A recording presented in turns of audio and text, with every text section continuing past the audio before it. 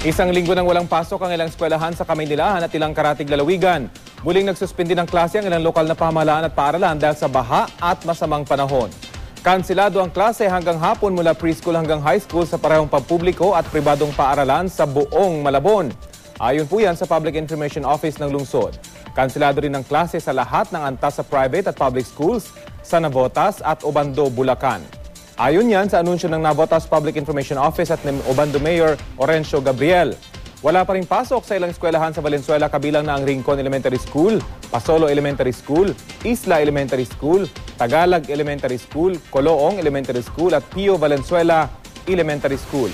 Kanselado rin ang klase sa Wawang Pulo Elementary School, A. Diato Elementary School, PR San Diego Elementary School, A. Fernando Elementary School, Polo National High School at Wawang Pulo National High School. Ayon yan kay Valenzuela Mayor Sherwin Gatchalian. Nag-anunsyo na rin ng class suspension ang City of Malabon University at City of Malabon Polytechnic Institute ayon kay Malabon Public Information Officer Bong Padua. Wala na ring pasok ang preschool hanggang elementary sa Miriam's Academy of Valenzuela ayon yan kay Principal Miriam Sebastian.